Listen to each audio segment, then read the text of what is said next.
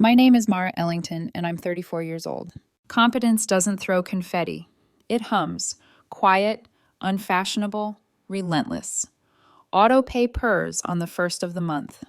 Spreadsheets reconcile at midnight because I'd rather proof formulas than swallow chaos. The condo looks more expensive in photos than it feels underfoot, but the foundation is sound. That matters to me. It always has. Landon says I make stability look easy. I think he means it as a compliment. He prefers spotlights, remote marketing, slick decks, the kind of charming that photographs well. When we moved into the two-bedroom last year, I handled the boring miracles: escrow nerves, closing disclosures, the box labeled "Keep for Taxes." He handled the housewarming playlist. We were both proud. Different jobs, same life. The promotion came 3 months ago. Senior account lead. A number dangled like a chandelier. 115 plus bonuses. I took him to his favorite steakhouse and watched him glow under the pendant lights. He said he was relieved. Finally, his effort recognized. I believed him. I wanted to. The next night, he said, "I've been thinking about our finances." "Okay," I said, because I'm careful with that word. It says I'm listening, not agreeing. He leaned in the kitchen doorway, easy smile, and chose theater over honesty. "Now that I'm stepping up, I think we should restructure, just to reflect, what makes sense." "How do you mean?" "My income is mine," Landon said. "Your income is ours, for the household." He said it without malice, like a fact about gravity, as if we'd both been waiting to say it out loud. "That's crystal clear," I said. I could taste the metal of the words on my tongue. He mistook my clarity for consent and kissed my forehead. "You're amazing, Mara. This will be easier on both of us. You're the stable one. You handle the house stuff so well." He did not say the quiet part, and I like nice things. He didn't need to. I opened a separate checking account the next morning. I rerouted my direct deposit. Then I did what spreadsheets are built to do: math without mood, fixed costs, mortgage, HOA, utilities, insurance, groceries, internet, phones. My take-home after taxes, his take-home after taxes. I built transfer rules that honored his declaration, line by indifferent line. Every first of the month, my money would cover the fixed household expenses via auto transfer into the joint, because apparently ours meant mine. The remainder stayed with me in a personal account labeled Mara, Personal. I stopped buying him the small romance of logistics. No more extra protein shakes dropped into the cart because he forgot. No thought of you shirts that made his eyes go soft. No surprise coffee runs. If his money was his, then the pleasures sourced from it were also his to handle. Week 1, he didn't notice. He was busy sending celebratory brunch photos to his group chat. Week 2, he opened the fridge and lifted a labeled bottle. "You labeled the oat milk?" "My oat milk," I said, writing it down on a sticky note, because ritual can be a kind of prayer. "Yours is on the right." He smiled like I was being adorably type A. "You're cute when you're obsessive. Buy your own, Landon." He closed the door too hard and pretended it was the seal's fault. Gas came next. "Can you fill my car on your way out? Running late," he texted. "Your car, your gas," I replied. "You've got your promotion. Congrats again." 3 dots, then nothing. I didn't argue when the electric bill arrived, and he placed it silently on my desk. I moved it to the joint account folder and paid my half in real time, an amount calculated by usage estimates and past cycles I documented for years. The spreadsheet did not blink. Neither did I. He started to call it petty. I called it compliance. There's a rumor in certain relationships that the person who can live on lists is cold. But competence has temperature if you press your ear to it. Mine runs warm, steady as breath. What chilled me was the realization I was being recast as the infrastructure for someone else's spotlight. The test came dressed in tequila blue water and white sand. "Booked our flights to Cabo," Landon announced, sliding his phone across the counter like it was good news. 1,800 total. Taylor's wedding is non-negotiable. He wants the whole crew there. I nodded. "Great. Send me the breakdown. I'll transfer you 900 for my flight." He laughed, then realized I wasn't joking. "You're paying for both. I already put it on my card." "Your friend, your trip plans, your charge." "We're together." "Yes," I said, "and your income is yours." His face went slack in that particular way people look when their script falls apart. "This is different." "How?" He couldn't find a reason that didn't sound like the old one. He tried anyway. "You're the organized one. You cover household things. Travel is community. Community is optional, mortgage is not. He texted during lunch, bargaining, threat, a Hail Mary about romance and generosity. I didn't respond. By dinner, he'd escalated to spectacle. He put me on speaker with his sister Bailey, expecting a chorus. Wait, Bailey said. Mara won't pay for your flight? For both flights, he corrected. It's his friend's wedding, I said. I'm contributing to my flight. That seems adult. Bailey hesitated. I mean, that's fair? He hung up. He hated when applause didn't arrive on cue. The night before Taylor's wedding, I ordered my own version of confetti, a gaming PC I'd been eyeing and saving toward long before Cabo. Glass side panel, ultra-wide monitor, mechanical keyboard that clicks like a metronome. I'd told myself it was indulgent. Now it felt like reclamation. When the confirmation email hit my inbox, paid from, Mara, personal, my eyes stung in a way I hadn't prepared for. Not from guilt, from relief. Landon left for Cabo alone and made sure I saw the curated loneliness in his stories. Sunset tables, the clink of glasses, couples posed like perfume ads. I made pasta in a quiet kitchen and built a custom loop in the bios until the fans sang. He came back pouting about how everyone else's partners showed up and how I'd abandoned him to bad optics. Optics are yours, I said. They're your favorite thing. He paced into my office to keep speaking, then stopped. The lights reflected on the tempered glass of the tower, a small aurora around my face on the monitor. What's that? My new PC, I said, smiling without apology. How much? Don't worry, I said, mirroring his earlier tone. My money, remember? That's irresponsible, Mara. Like a $2,000 suit you bought for content shoots, I asked. You said it signals elevated taste. That's an investment. So is this. He grabbed his keys and booked an emergency therapy session for the next day. I didn't argue. If there's a place for mirrors, it's a room with soft chairs and a licensed professional. On the drive home from Dr. Martinez's, he didn't speak at first. The therapist had been maddeningly neutral in that precise way that feels like justice when you're right. So, Landon, Dr. Martinez had said, fingers steepled, you're upset Mara made a large purchase without consulting you? Yes, he'd said, we're a team. Did you consult her about your recent suit, your card charges for Cabo, or the subscription stack you started after your promotion? That's different. Those are my expenses. And you've said your income is yours, Dr. Martinez replied gently. Has that changed? Landon blinked. No. Then you're living by your own rule. It appears Mara is too. The car's turn signal clicked like a metronome set to dread. He finally exhaled. Maybe we should take a break. There it was, the spectacle pivot when applause fails. A cliff's edge disguised as a suggestion. If you mean break up, I said, say it clearly. Silence collected in the cup holders. Fine, he said, maybe we should break up. I watched the city slide by my window like a screensaver I'd outgrown. I thought of the binder on my desk with every bill, every payment, 3 months of statements showing exactly who funded what when the rules changed. Numbers are not romantic, but they remember. Crystal clear, I said, almost kindly. He flinched. Not because he didn't understand me, but because he did. The night after he said maybe we should break up, Landon migrated to the guest room like a tourist who still believed he was comped. He took the good pillows and left the lamp on as if light itself were an argument. The door didn't quite shut, a stage curtain waiting for its cue.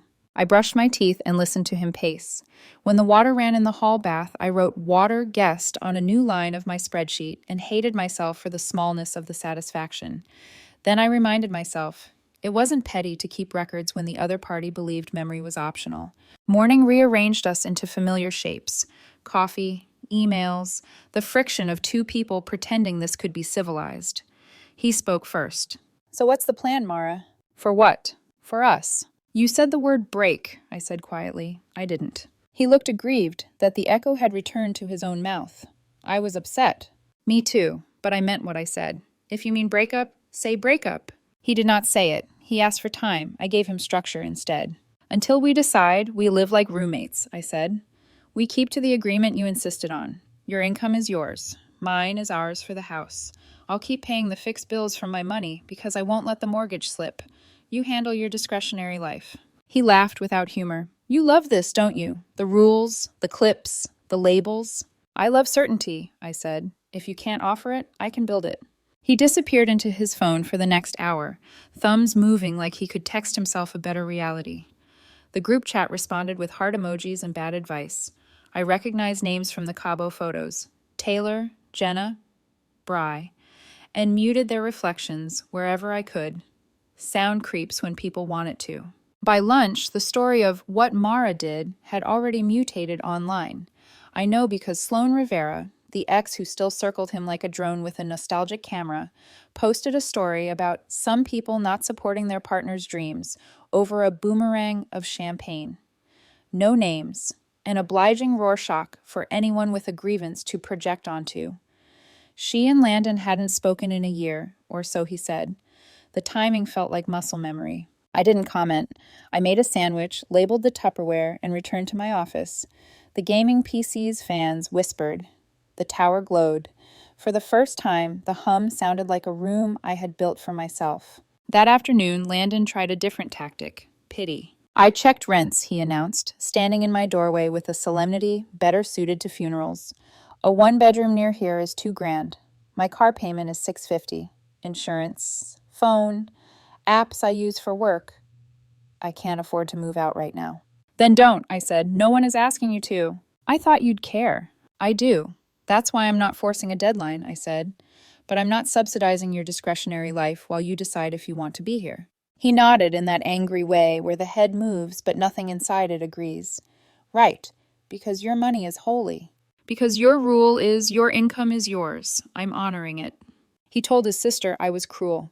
Bailey texted me a paragraph about relationships not being ledgers, then a second one that contradicted the first by asking if I had a breakdown of who'd paid what since his promotion. I sent her a single screenshot: dates, amounts, receipts, no commentary. She replied with, "Wow." The next day, Landon scheduled another session with Dr. Martinez. He wanted a witness. I wanted documentation. We got both. I feel attacked, Landon opened. By what? Dr. Martinez asked. By rules weaponized against me. Dr. Martinez folded his hands. Did someone change the rules without telling you? Landon hesitated. No. Mara? I'm following the agreement, he stated. I'm also carrying the non-negotiables. The mortgage, HOA, insurance, utilities, I said. I log payments in a shared folder. He has read access. Landon stared. You made a shared folder? 3 months ago. Dr. Martinez leaned toward him. What outcome do you want, Landon? I want Mara to act like my partner. What does that mean to you in numbers? He winced at the last 2 words like they were a diagnosis. He didn't answer. After the session, the car invented a new silence, heavier and more specific. We pulled into the garage like staging actors returning for notes. He spoke before the engine stopped. I can't believe you embarrassed me in there. I answered his question. You brought spreadsheets, he said, as if I'd brandished a weapon. I brought memory. He reached for a familiar escalation, then paused and switched lanes mid-gesture. You know what? Fine. If we're roommates, then roommates split everything. I'll Venmo you for the mortgage. My laugh escaped before I could stop it. That's not how mortgages work, Landon. Your name is on the deed. Payments don't move by Venmo. He flushed. You don't have to be condescending. I'm being precise. It's the only language we both understand. He flung the car door open like the garage had personally offended him. In the kitchen, he yanked open the fridge, grabbed my labeled eggs, and cracked 3 into a pan. Those are mine, I said. He stared at the pan, then at me, like he'd been caught on a small crime and wanted to turn it into a protest. Are you going to invoice me? No, I said. I'm going to the store. You can add eggs to your list. Part of me wanted to hurl the carton into the sink for emphasis. Instead, I wrote eggs personal, $4.79 in my notes app, and breathed until my heart returned to human speed. Rage is a spectacle too. I prefer excavations. 2 days later, HR called him in just to clarify some things. He came home snapping keys into the bowl, indignant. Did you? No, I said. I didn't contact your job. Someone reported that I was asking for support during a separation. His laugh was brittle. They said they can't garnish your wages, even if we were married, because I make more. So don't ask them to, I said. Ask yourself where your money went. He hated the mirror. He went to the guest room and performed disappointment for an audience of 1. I made tea and opened the shared folder to add paid confirmations. It felt less like keeping score than building a parachute. That weekend, his friend group staged an intervention disguised as brunch. I know because Landon sent me the invite as a courtesy, like I'd begged to be included. I didn't go. I vacuumed the living room and found a cufflink under the couch we hadn't used since closing night. It wasn't a metaphor, it was just another polished thing that had rolled far from where it belonged. By Sunday evening, the message reached me through 3 filters and an emoji. Everyone thinks you're being unfair. I stared at the words until they lost their edges. Everyone was a small circle of people who wore matching sunglasses and believed hardship was a bad angle. Unfairness, to them, was what reality felt like when it stopped flattering. When I didn't respond, Landon went nuclear in the way that felt safe to him. Performative generosity curdled into accusation. "You're freezing me out," he said, standing at my office threshold like a plaintiff. "You want me to fail so you can be right." "I want you to be honest," I said, "about what you spend, about what you expect me to fund." "I expect a partner." "I am a partner. I cover the obligations," I said. "I won't be a patron." Something in him trembled at the word. Maybe pride. Maybe the part of him that knew I'd been underwriting his comfort for years and had simply stopped calling it love. That night, he tried one more angle, nostalgia. He came to my door wearing the hoodie I liked. Soft gray, sleeves pushed to his forearms like he'd been doing something useful with his hands. "We were good," he said, "before all this." "We were quieter," I said. "That's not the same as good. We can get back." "How?" He didn't have a plan. He had a feeling. Feelings are not budgets. "Show me your numbers," I said. He blinked. "What?" "You want me to fold the world back to the shape you prefer. Show me what you bring to a merged life, what you've saved, what you owe. Then we can talk about we." He unlocked his banking app with a reluctant thumbprint, a man offering a ring he hadn't bought. The numbers stared up at us. $214 in checking, $1,050 in savings, 3 credit cards fanned like a losing hand. 2 at limits, 1 pretending not to be. I felt sad in a distant, clean way. Not for him. For the years I mistook competence for kindness and kindness for consent. He looked at me pleading. I had expenses. "So did I said. "I just paid mine before I posted them." He swallowed. "I can fix it." "Then fix it," I said, "but not with my money." He fled to the guest room and slammed the door properly for the first time since this began. It was almost considerate. On Monday, the mortgage auto-drafted. I screenshotted the confirmation into the shared folder and added a note. Paid, Mara. Month 3 of separate finances. The line looked stark in black text, but when I zoomed out, the pattern was clear. 3 months of obligation met by one person while the other auditioned for applause. I emailed our realtor before I could talk myself out of it. Subject line, exploring options. Condo. Within an hour, she replied with comps and a clean, neutral optimism. Selling would be tedious. Dividing proceeds would be uglier. But ugly isn't a reason not to do the right thing. It's just a costume the right thing sometimes wears. When I told Landon, he performed betrayal. "You'd sell our home?" "I'd sell my piece to keep this," I said. "I won't." He stared at me long enough to find the line that might change my mind. He didn't. He finally settled on the one he always chose when logic failed. "People will think you're heartless." "People already think many things," I said. "They'll survive it." He turned away first. I let him. In bed that night, the condo sounded different. Timbers settling, pipes exhaling, the building's private language translating itself into mine. I placed my palm on the wall and felt a low, honest vibration. Structures tell you when they're carrying too much. You listen, you brace, you act. My laptop pinged with the realtor's follow-up. Walkthrough Wednesday, papers to review, a timeline that looked like freedom disguised as chores. I clicked confirm. The morning of the condo walkthrough, Landon tried to dress like control. Crisp white shirt, sleeves rolled, the faint shimmer of the watch I'd given him before his promotion. He asked if I'd brush my hair like he was still entitled to commentary. I said, "You look very professional for someone not on the deed meeting," and walked out before he could harvest the silence for pity. The realtor, Carolyn, met me at the curb. "You've kept it immaculate," she said, eyes scanning the spotless trim. "Habit," I said.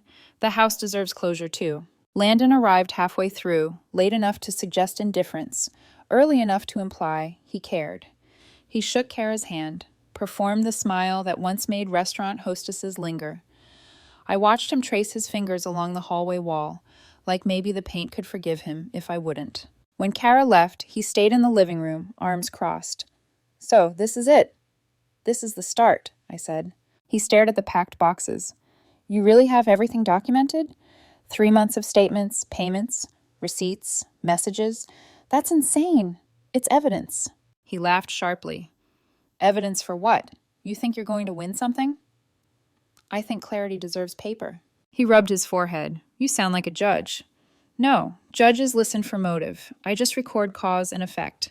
That evening, Bailey texted again. Another long, meandering message about family, perception, how nobody wants this to get ugly. Her brother had told her I was spinning narratives. I didn't reply. The narrative was a ledger, the truth was columnar. Instead, I sent a copy of the financial breakdown to the realtor for reference. She emailed back within 10 minutes. You've done your homework. The math will protect you. Those words hummed louder than any apology I'd ever received. When the condo hit the market, the performance began. Landon posted a photo. The balcony, twilight, captioned, "Endings are just chances to rebuild."